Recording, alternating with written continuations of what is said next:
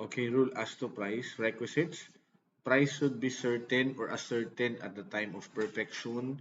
Price should be equivalent of money or its equivalent. Price should be real, meaning it's not fictitious, it's not simultaneous or simulated. Okay.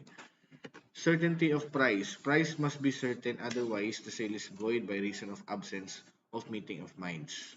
Okay, absence of meeting of minds meaning wala silang clear agreement or true agreement with respect to price. So dapat certain.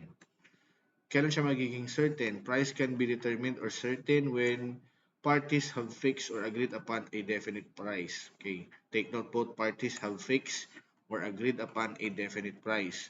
But fixing of price cannot be, so as a general rule, fixing of price cannot be left to the discretion of one parties unless if such was accepted by the other. Therefore, the sale is perfected as if both parties fix the price. Okay? If it be certain with reference to another thing certain. Paano yun? It is considered certain daw or determined if it be certain that it is with reference to another thing certain.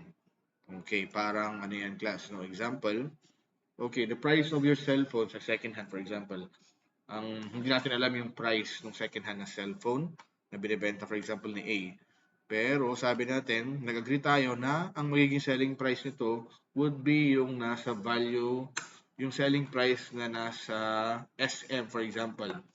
Nasa SM, ganito, kung ano yung price yun yung magiging price natin sa cellphone. So, it is with reference to another thing certain. Okay, so pwede yun. Okay, determination is left to the judgment of a specified person. Pwede rin daw, ibig sabihin, yung fixing of the price fix may be made by a third person designated by the parties is binding also upon them, no? So, hindi si seller o si buyer mag-determine ng price, pwede yung third person designated by the parties, okay. So, pwede daw yun, no? For example, si A and B, gusto ibenta ni A yung cellphone niya kay B, si seller si A, buyer si B, but hindi nila alam kung magkano yung price nito, current market price. SEC, for example, nagtitinda siya sa, or expert siya sa cellphone, and kaibigan nila si C, pwedeng agreement ni A and B, seller and buyer, na si C ang mag-fix ng price. Okay? Kung ano man yung sinabi ni C, that is binding sa parties. Okay? Exceptions, if unable or unwilling, si third party or si third person, is inefficacious unless parties subsequently agreed about the price. Okay. Ayaw ni C, i-determine yung price. So, sale is inefficacious without any effect unless parties subsequently agreed about the price. Okay. And if third person is designated, no, bad faith si third person by mistake. For example, si A and B, nag-usap nga sila na si C ang magde-determine ng price, but then prior to that, si A, kinausap pala si C. Nataasan mo yung presyo, no? So, bad faith pala si C and A. Therefore, in such case, courts may fix the price, sabi rito, no? Kasi yung fixing of price by the third person is in bad faith.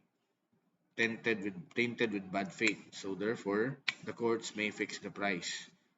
If third person is prevented from fixing the price by fault of the seller or buyer, innocent party may avail of remedies through recession or fulfillment of obligation with damages. Prevented. Okay. Paano prevented? For example, na-note ni B, example lang to class, na-note ni B na ang i-determine pala na price ni C is sobrang laki dahil ganito nga yung value. Wala nang pambayad si B. Prevent niya by how? For example, pinatay niya. Example lang po. For example, pinatay niya si C. So, bago pa makapag-determine ng price si C, hindi niya na nagawa. Okay? Anong sabi? Innocent party may avail of remedies through rescission or rescission or fulfillment of obligation with damages. Inadequacy of price naman. Okay? As a general rule, gross inadequacy of price does not affect the contract of sale unless it signifies a defect in the consent or that the parties actually intended a donation or some other contract. Okay? So, gross inadequacy of price does not necessarily affect the contract of sale. Ibig sabihin, may contract of sale pa rin unless it signifies a defect in the consent or that the parties actually intended a donation. Okay? Voluntary sales, anong pinagkaiba? Voluntary sales sa involuntary sales. Okay, voluntary sales general rule, mere inadequacy of price does not affect validity of sale. Exceptions, when low prices indicates biases of consent, sale may be annulled. What are the biases of consent again? Mababa nga yung price kasi ganito, may pananakot, may threat, may intimidation, may violence. Sale may be annulled, no? Kasi voidable yung sale. Where the price is so low as to be shocking to conscience, sale may be set aside. Where the parties did not intend to be bound at all, sale is void. Sa involuntary sales naman, like yung sa na foreclose, mere inadequacy of price is not a sufficient ground for the cancellation of the sale of property is if property is real. Exceptions, where the price is so low as to be shocking to the moral conscience, judicial sale will be set aside. Okay, if in the event of resale, a better price can be obtained. Okay, so mayroon siyang in the event of resale, a better price can be obtained. Okay, simulation of price. If the price is simulated, sabi ko nga dapat certain, real, totoo, hindi gawa-gawa. So if the price is simulated, the contract is void for the lack of cause or consideration, but can be shown as a donation or some other contract.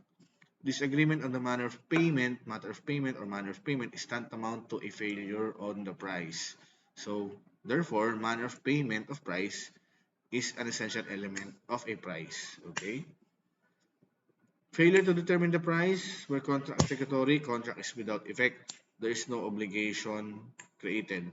When delivery has been made, buyer must pay a reasonable price. Okay.